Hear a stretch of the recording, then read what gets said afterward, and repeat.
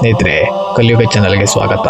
ನೇರವಾಗಿ ನಾನು ಇವತ್ತಿನ ವಿಷಯಕ್ಕೆ ಬರ್ತೇನೆ. ನಗುವಿನ ಒಡೆಯನಿಲ್ಲದ ಚಂದನವನ ಇವತ್ತು ಹೇಗಿದೆ ಗೊತ್ತಾ? ನಮ್ಮ ಕನ್ನಡದ ಚಂದನವನದಲ್ಲಿ ಪ್ಯಾನ್ ಇಂಡಿಯಾ ಸಿನಿಮಾಗಳದೇ ಹವಾ ಶುರುವಾಗಿದೆ. ನೀವೆಲ್ಲ ಪ್ಯಾನ್ ಇಂಡಿಯಾ ಸಿನಿಮಾಗಳನ್ನ ನೋಡೋದರಲ್ಲಿ ಮುಳುಗಿದ್ದೇವೆ. Kantara, KGF, Mark, Devil, 45, Toxic ಅಂತಹ ಪ್ಯಾನ್ ಇಂಡಿಯಾ ಸಿನಿಮಾಗಳು ನಮ್ಮ ಕನ್ನಡದ ಸಿನಿಮಾಗಳ ಹಿರಿಮೆಯನ್ನ ಎತ್ತಿ ಹಿಡಿತಾ ಇವೆ. ಕನ್ನಡ ಇಂಡಸ್ಟ್ರಿಯನ್ನ ಬೇರೆ ಲೆವೆಲ್ಗೆ ತೆಗೆದುಕೊಂಡು ಹೋಗ್ತಾ ಇದೆ. ಆದರೆ ಕನ್ನಡದ ಚಂದನವನದ ಪರಮಾತ್ಮ ಅಪ್ಪುವಿನ ಯಾವುದೇ ಹೊಸ ಸಿನಿಮಾಗಳು ಮಾತ್ರ ಯಾವತ್ತಿಗೂ ತೆರೆಗೆ ಬರೋದೇ ಇಲ್ಲ ಅನ್ನೋ ನೋವು, ಬೇಸರ ನಮಗೆಲ್ಲ ಕಾಡ್ತಾ ಇದೆ. ಅಪ್ಪು ಅಭಿಮಾನಿಗಳಿಗಂತೂ ಅಪ್ಪು ಅವರ ಹೊಸ ಸಿನಿಮಾಗಳು ಇಲ್ಲದೇ ಇರೋದು ನೋವನ್ನ ಉಂಟು ಮಾಡ್ತಾನೆ ಇದೆ. ಸ್ನೇಹಿತರೆ, ನಾವು ಪ್ಯಾನ್ ಇಂಡಿಯಾ ಸಿನಿಮಾಗಳಲ್ಲಿ ಮುಳುಗಿ ಹೋಗಿದ್ದೇವೆ. ಪ್ಯಾನ್ ಇಂಡಿಯಾ ಸಿನಿಮಾಗಳು ಬಂದು ಜನರಿಗೆ ಇನ್ನಷ್ಟು ಮನೋರಂಜನೆಯಂತೂ ಕೊಡ್ತಾ ಇದೆ. ಆದರೆ ನೀವೆಲ್ಲ ಕನ್ನಡದ ಪರಮಾತ್ಮನ ಸಿನಿಮಾಗಳನ್ನ ನೋಡ್ತಾ ಬಂದಿದ್ದೇವೆ. ಅಪ್ಪು ಅವರ ಸಿನಿಮಾಗಳು ಅಂದರೆ ಮನೆ ಮಂದಿ ಎಲ್ಲ ನಿಸ್ಸಂಕೋಚದಿಂದ ಕುಳಿತು ಸಿನಿಮಾವನ್ನ ನೋಡಬಹುದಿತ್ತು. ಫ್ಯಾಮಿಲಿ ಅಟ್ಯಾಚ್ಮೆಂಟ್ ಕಥೆಗಳೇ ಜಾಸ್ತಿ ಇರ್ತಾ ಇದ್ದವು.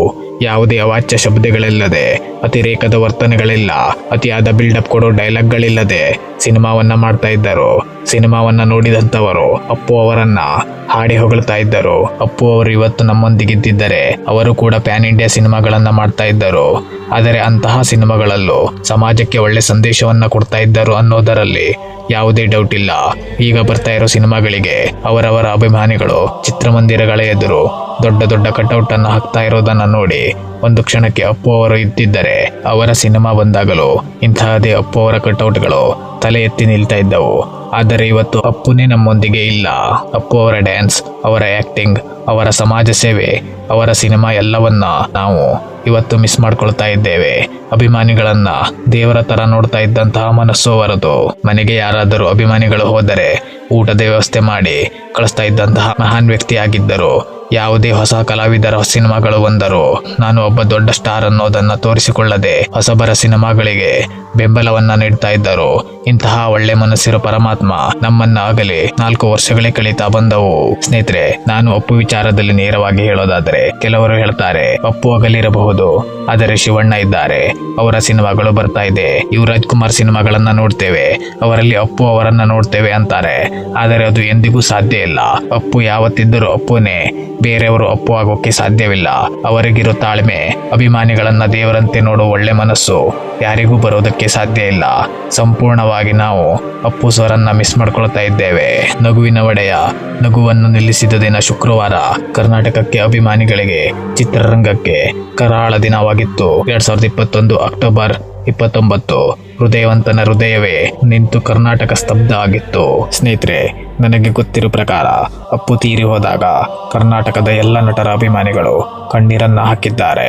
ಅದಕ್ಕೆ ಕಾರಣ ಆ ಮನುಷ್ಯನ ಹೃದಯವಂತಿಕೆನೇ ಅಂತದ್ದಾಗಿತ್ತು. ಕರ್ನಾಟಕದ ಇತಿಹಾಸದಲ್ಲಿ ಯಾರ ಸಾವಿಗೂ ಇಷ್ಟೊಂದು ಜನರು ಕಣ್ಣೀರನ್ನ ಹಾಕಿರಲಿಲ್ಲ.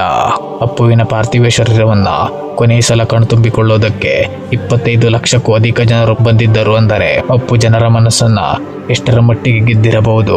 ಅಪ್ಪುವಿನ ಸಮಾಧಿ ಅಭಿಮಾನಿಗಳ ಯಾತ್ರಾ ಸ್ಥಳವಾಗಿದೆ ಅಂದರೂ ತಪ್ಪಾಗೋದಿಲ್ಲ. ಪರಮಾತ್ಮನ ಜನ್ಮದಿನ ಅಥವಾ ಪುಣ್ಯ ಸ್ಮರಣಾರ್ಥದ ಒಂದೇ ದಿನದಂದು 1 ಲಕ್ಷ ಜನ ಭೇಟಿ ನೀಡ್ತಾರೆ ಅಂದರೆ ಅಪ್ಪು ಎಂತಹ ಪುಣ್ಯವಂತನಾಗಿರಬೇಕು. ಆದರೆ ವಿಧಿ ಹೃದಯವಂತನ ಹೃದಯವನ್ನು ನಿಲ್ಲಿಸಿ ಅಪ್ಪು ಅಭಿಮಾನಿಗಳನ್ನ ಅನಾಥ ಮಾಡಿಬಿಟ್ಟಿತು. ನಗುವಿನ ಒಡೆಯ ಇದ್ದಿದ್ದರೆ ಅವರ ಹೊಸ ಸಿನಿಮಾವನ್ನ ಕಣ್ತುಂಬಿಕೊಳ್ಳುವ ಅವಕಾಶ ನಮಗಿರ್ತಾ ಇತ್ತು.